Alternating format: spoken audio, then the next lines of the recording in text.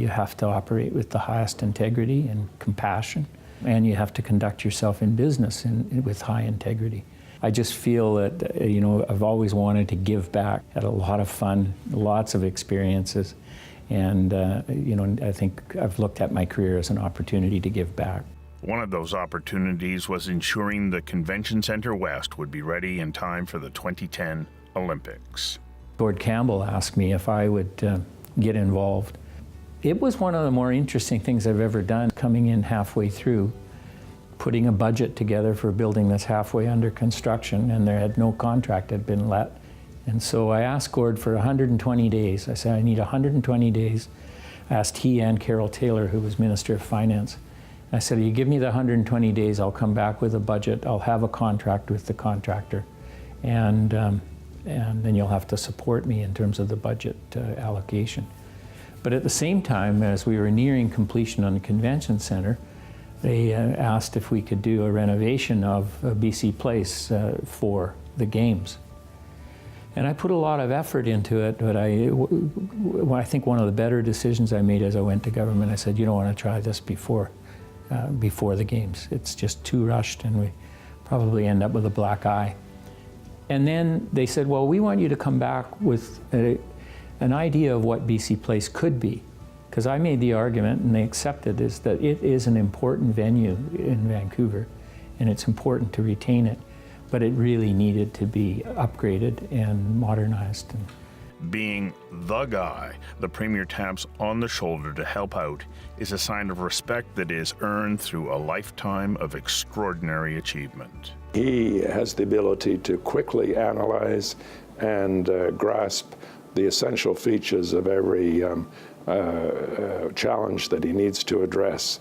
So where does a guy like David come from? What was his path? I've had the good fortune of a number of opportunities that suddenly presented themselves. I worked for the City of Edmonton. I went through different departments and moved up to a very senior position in the city at the end. Out of the blue, in 1980, I got a phone call from Alvin Nayrod. And Alvin had just been appointed as the chair of BC Place Limited, which was the second Crown corporation responsible for the development of the Expo site. And he said, I've heard about you. I would like you to come and see me. And he said, well, here's what I want you to do. It's Friday tomorrow. I want you to come to my home. I want to tell you more about Transpo 86 and what's being planned. And I want you to buy a house on the weekend. And I want you here to start work as Vice President of Planning, Design, and Engineering in 2 weeks. And you know what? We did it. Those of us already in the industry, we didn't know whether he'd make a good developer, but very quickly he proved that he's a very consummate industry member. He won his spurs quickly. And he won the admiration of others who had a vision of Vancouver's future.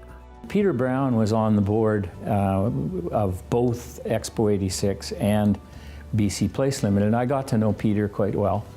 And just at the end of the World's Fair, Peter said to me, what are you going to do post-Expo? And again, I said, I don't know, Peter. I haven't really turned my mind to it. But he said, well, I tell you what you've got to do. You've got to phone Jack Poole. So I did a little bit of work in the 2 months or 3 months post-Expo 86 for others. And out of the blue one day, I get a phone call, and it was Jack. And he says, hello. He says, you were supposed to call me. Oh, yeah. Well, that call turned into a partnership that transformed David's life and the lives of thousands of people. Thousands of people who work for Concert Properties, and thousands of families in need of housing. We've built about 16,000 homes, and we work in British Columbia, Alberta, Saskatchewan, and Ontario. He's not only built a great housing company, but he's also contributed to our city and our province. Dave is a very community-minded person. You think of all the things he's done that have been great for the province, great for the city of Vancouver. We're lucky to have had David with us. David Podmore, you built and we benefited.